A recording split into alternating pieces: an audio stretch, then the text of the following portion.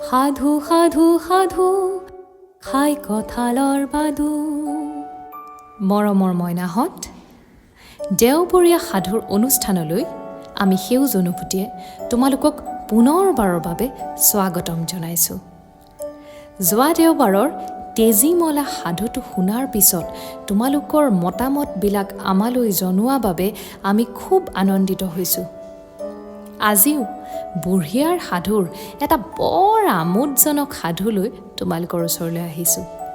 সাধুটোৰ নাম কি জানানে? সাধুটোৰ নাম হ'ল এটা বলি মানুহ। বলি মানে পাৱাৰফুল, শক্তিশালী।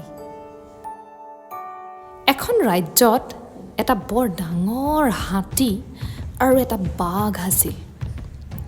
সিহঁত দুয়োৰে উপদ্ৰৱত মানুহৰ তত নাইকিয়া হৈ গৈছিল।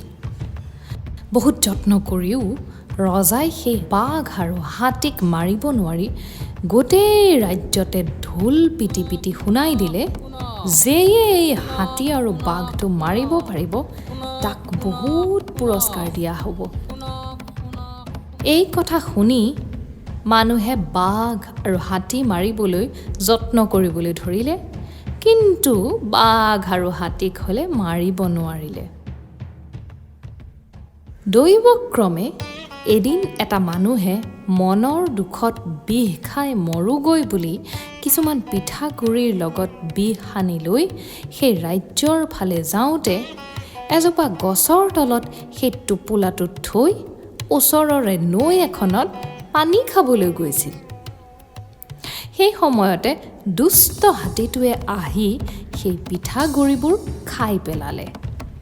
যেতিয়াই বিষ সনা পিঠাগুড়িবোৰ খালে তেতিয়াই গাত বিষ লাগি হাতীটো মৰি থাকিল।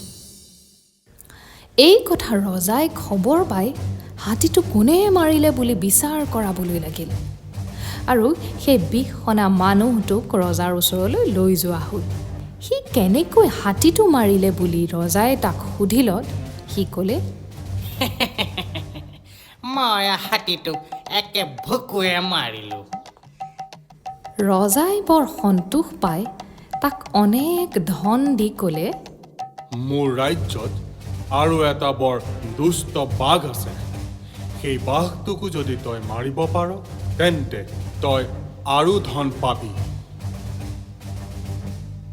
সি ক'লে বোলে, স্বৰ্গদেউ, সেই বাঘটো মই মাৰিম। এই বুলি কোৱাত ৰজাই ক'লে, তই পৰহিলৈ সেই বাঘটো মাৰিব লাগিব। মানুহটোৱে সলাগি আহি তাৰ থকা ঠাই পাই চিন্তা কৰিবলৈ ধৰিলে সি কেনেকৈ বাঘটো মাৰিব পাৰে।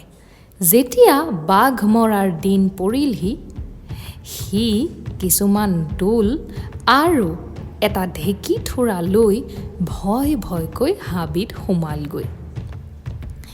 সেই হাবিত এজোপা ডাঙৰ গছ আছিল।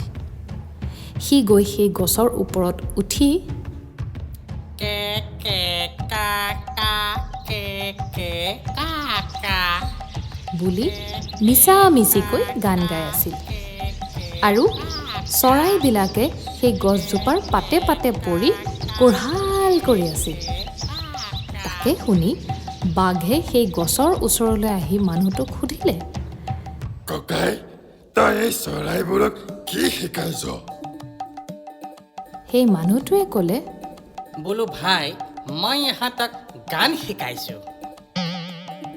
তেতিয়া বাঘে ক'লে, ককাই, মোকো এনেকুৱা গান শিকাব পাৰিবি জানো? মানুহটোৱে ক'লে, তই হৈছ বাঘ, মই হৈছোঁ নৰমনিচ, তইতো মোক খাবি। তেতিয়া বাঘে ক'লে, মই হয় তিনি খাই কৈছোঁ, মই তোক নাখাওঁ, তই মোক গান শিকা। বাঘৰ কথা শুনি মানুহটোৱে গছৰ পৰা নামি আহি বাঘৰ ঠেং চাৰিখন গোটাই খুব মতে বান্ধি পেলালে আৰু ঢেঁকী থোৰাটোৰে তাক মাৰিবলৈ ধৰিলে। মাৰত তত নাপাই বাঘে ক'লে, ককাই, মই আৰু গান নিশিকো, মোক এৰি দে। মানুহটোৱে ক'লে, ভালকৈ নিশেকিবি। এইদৰে মাৰি থাকোঁতেই বাঘ মৰিল। সি সেই বাঘটো আনি ৰজাক দেখুৱাই দিলে। তেতিয়াই ৰজাই বৰ ৰং মনেৰে তাক ক'লে বোলে, আজি তোমাৰ সৈতে যুঁজিবলৈ এটা বলি মানুহ আনি দিম। তুমি এই যুদ্ধত জিকিলেই তোমাক আৰু বহুত ধন দিম। এই বুলি কৈ এটা বলি মানুহ আনি ৰাতি তাৰ লগত ৰজাই শুৱাই থলে। ৰাতি মানুহটোৱে বলি মানুহটোক ক'লে বোলে, ভাই, মই একেটা ভুকুতে এটা বাঘ মাৰিছোঁ আৰু এটা হাতীও মাৰিছোঁ। তই মোৰ লগত কেনেকৈ যুঁজিবি? তই এই ভৰ বয়সত যুঁজি মৰিবলৈ আহিছনে? এই বুলি কোৱাত সেই মানুহটো ভয়ত ৰাতিয়েই পলাই গ'ল।